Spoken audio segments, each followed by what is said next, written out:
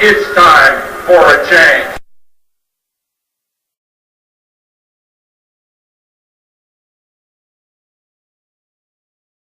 Yes, no, now speak. Are you real concerned about this global warming? I'm only concerned about the incredible frenzy and hype for something that's a total myth. That concerns me a lot because people are going hysterical about it. It's amazing to me how upset so many people are and how many billions of dollars apparently our governments are going to spend of our tax dollars to combat something that isn't real. That has my attention, believe me. As a scientist, I know that global warming doesn't really exist at all in any sense of significance, and that we have nothing to worry about. Now, are you saying that there hasn't even been any warming of the Well, there's absolutely natural climate fluctuations. We have little ice ages, we have warm-ups. Historically, the Earth has vacillated through all of these. Solar cycles change dramatically. Ocean currents change. And all of that has a significant impact on climate. And the building of cities, the flying of airplanes, the existence of all these billions of people on Earth have all influenced the climate of Earth. But none of it is of significance. And thank goodness, things are doing just fine.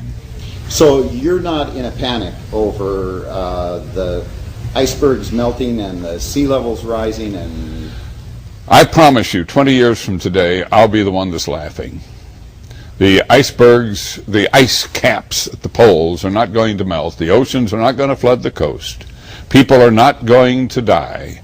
We're not going to have global climate change that cuts off the food supply. We're not going to have thousands of species eliminated as they lose their habitat. None of these things is going to happen. The Earth is going to, the climate's going to change with cycles of the sun and with ocean currents, and we're all going to do just fine. But Al Gore has a very convincing video out there that seems to show that we're really facing a catastrophe. I'm very well aware of the hype.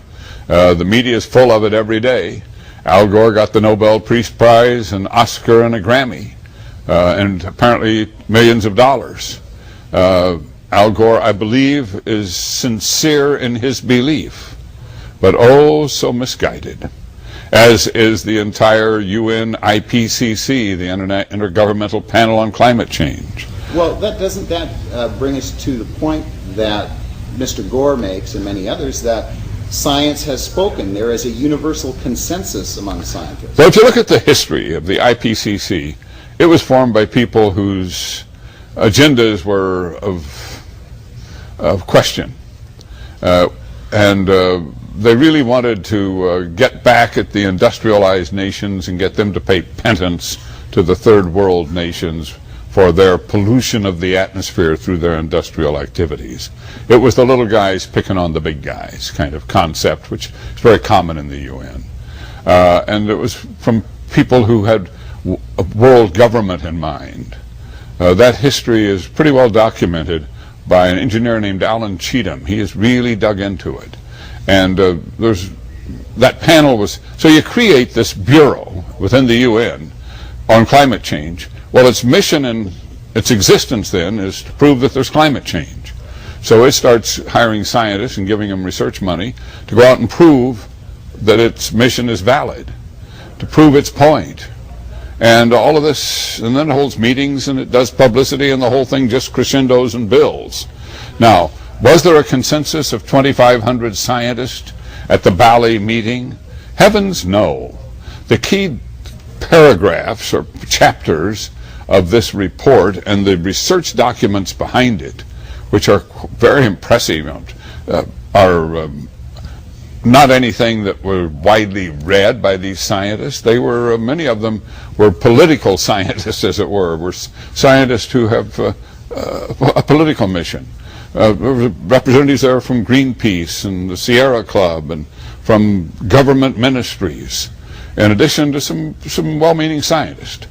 But it appears that only about 25 scientists out of that 2,500 actually read and reviewed in a scientific manner, a peer review, the key chapter on radiative forcing by carbon dioxide causing climate change. So there was no huge consensus built up at the IPCC, and there's almost more scientific consensus on the other side, where 19,000 scientists signed a petition against the Kyoto Protocol, where 400 plus scientists spoke out as skeptics on global warming in 2007, where at least 4 dozen TV meteorologists have spoken out against global warming.